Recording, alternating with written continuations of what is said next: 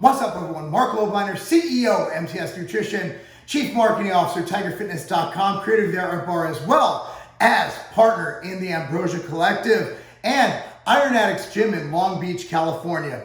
So a lot of people have gotten really fat. I know there is no better way to put it. I know it sounds really mean. People get mad when I use the word fat.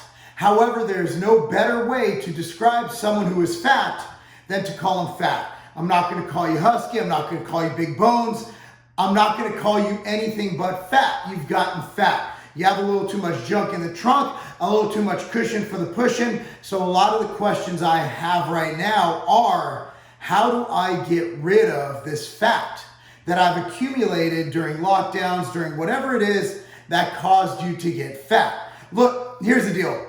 Number one is get active. Most gyms are open. Even New York has open gyms. I have a lot of people who are on the right. When I say right, I mean, I know this one's bipartisan, but a lot of people who don't like going to the gym due to masks. Me, I put anal beads in and I would wear a ball gag to be able to go to the gym because I like going to the gym and I have a home gym. I love my home gym. I use it 2 times a week. Just about, but at the end of the day, I like going to the gym because I like people and I like being around people and I like getting interaction with people. I like using the different equipment, and there's only so much I can fit in my home gym. With that being said, now that we're able to go in the gym, a big question is, how do I get rid of some of this fat? Now, number one is you need to get out there and you need to weight train. Weight training is the number one thing you could do for anything. Weight training is great for not only diabetes mitigation, diabetes treatment, diabetes prevention, but weight training is also great in anti-aging. It actually provides your body a stimulus so you have better bone health, better integrity as you age, right?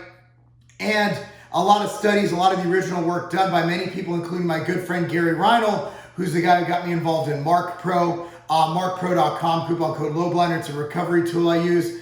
And many others show that if you weight train when you're older, you have less issues as far as wasting away, even mental cognition. So number one would be weight train. Let's get that out of the way. Of course, diet.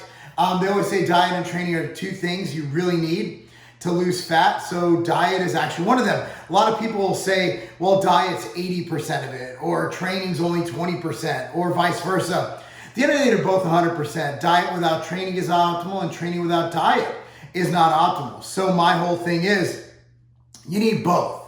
So the question today that we're posing is, alongside that, what cardiovascular activity does alongside weight training and cardio, which I'm going to say you definitely need, is it provides a stimulus for your body to burn more calories. Basically, the number one component to losing fat would be to create a caloric deficit. What cardio does is it further creates a caloric deficit without having your body have to sustain more nutrient deficiencies or potential micro and macronutrient deficiencies from cutting calories. So essentially, cardio is done in lieu of and in addition to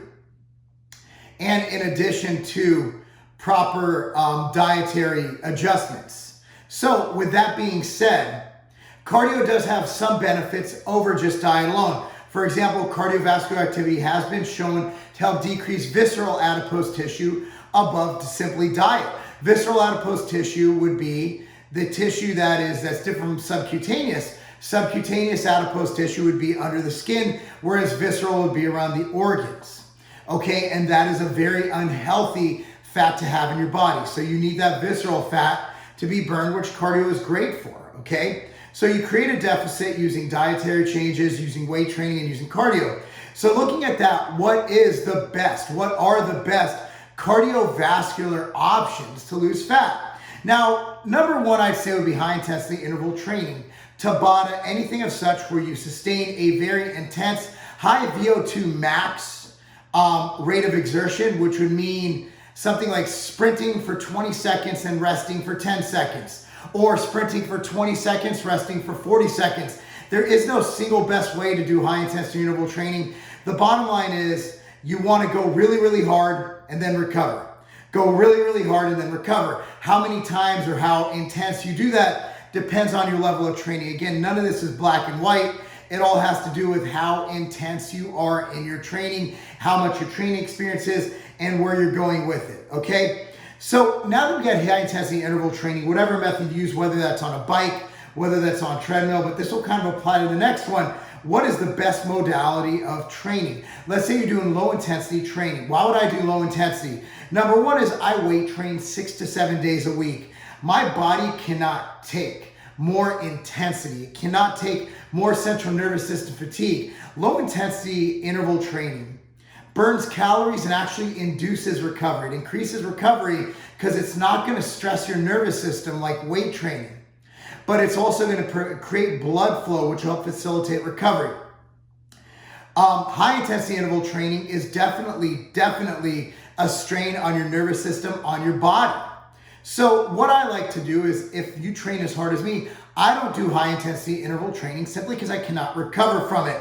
So when I do my cardio, I prefer low intensity training. And I'm going to go over indoor modalities and then go over what my favorite is, okay? So number one, I like the Stepmill because it's weight bearing.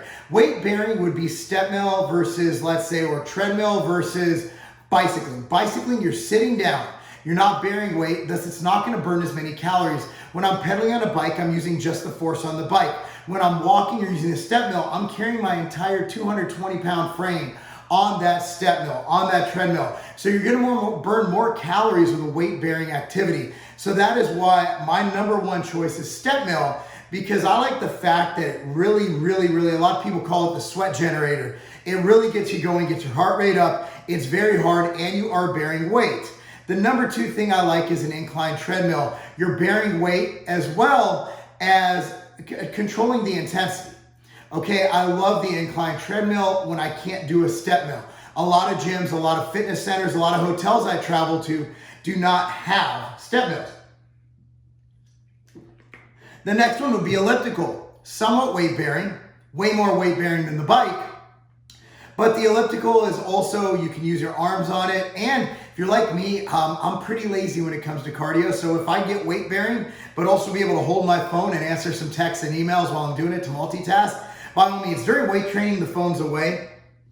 However, during elliptical or during cardio, yeah, I'm using my phone.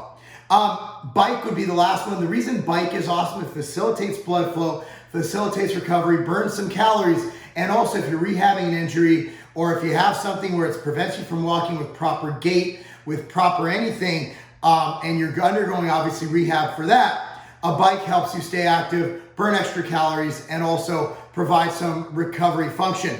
So my number one form of cardio, if I look at that window there's beautiful trees, mountains, everything in the great state of Tennessee, it would be outdoor cardio, preferably in sunlight, preferably wearing as little clothes as possible.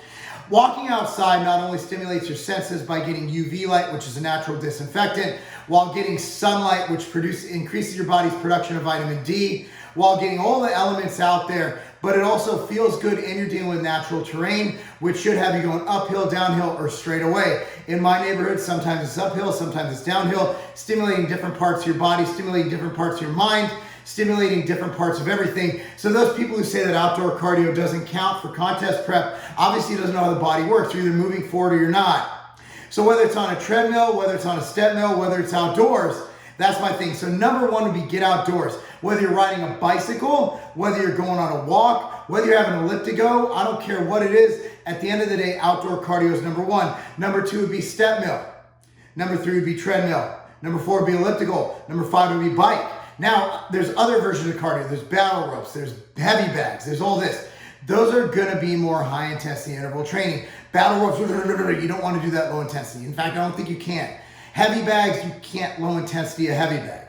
However, that is mine. What is your favorite form of cardio? Comment down below. And of course, be sure to follow this channel, subscribe to it, whatever you do on YouTube. Be sure to like this video, tell your friends about it. Let me know your favorite form of cardio. Follow me on Instagram at Marc Lobliner, Twitter at Marc Lobliner, Facebook at Marc Lobliner. I look forward to everything. And again, be sure to check out all my stuff at tigerfitness.com. And if I didn't mention it before, I am the creator of the Outright Bar. Be sure to buy these. They're really freaking good. I'm Marc Lobliner, and that's not a game.